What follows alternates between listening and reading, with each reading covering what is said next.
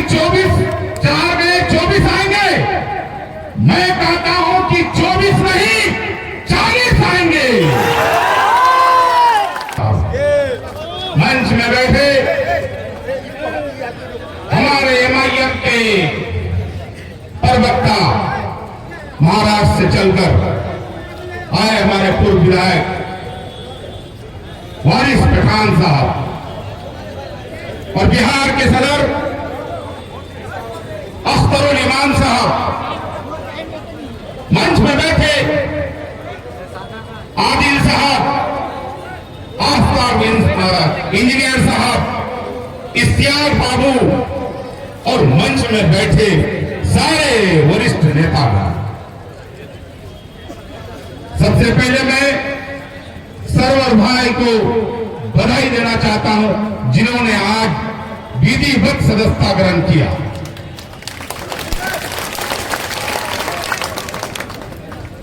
मैं सिर्फ इतना कहने के लिए आया हूं, आप लोगों के माध्यम से, खास करके मीडिया प्रभारी के माध्यम से मैं कहने के लिए आया हूं।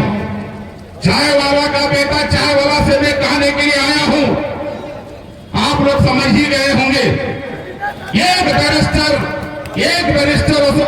बैरिस्टर था जिन्होंने इस देश को आजाद किया था, जिनका नाम महात्मा गांधी था।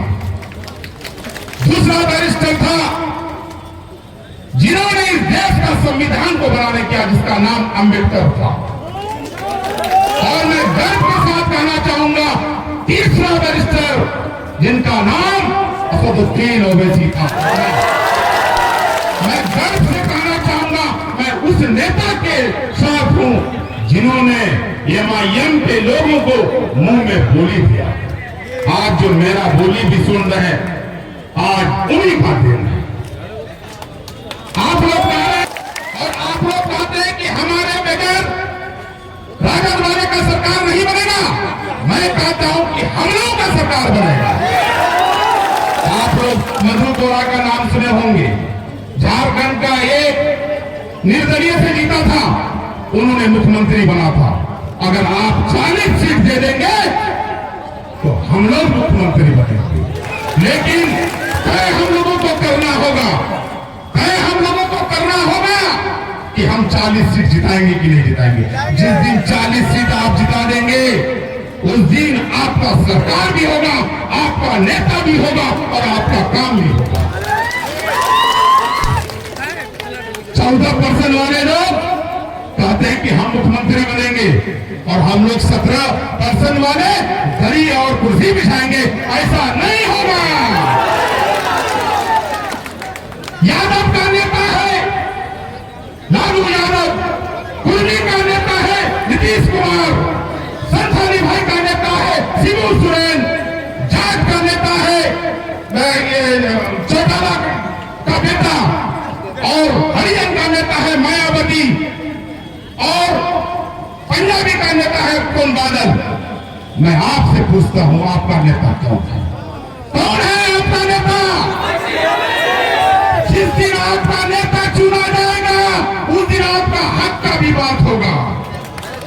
एनआरसी का मामला में आवाज उठाएगा असदुद्दीन ओवैसी साहब, 3 तलाक के मसले पर आवाज उठाएगा असदुद्दीन ओवैसी साहब, हिजाब का मामला में आवाज उठाएगा असदुद्दीन ओवैसी साहब, धारा 370 खत्म करेगा उसके खिलाफ आवाज उठाएगा असदुद्दीन ओवैसी साहब।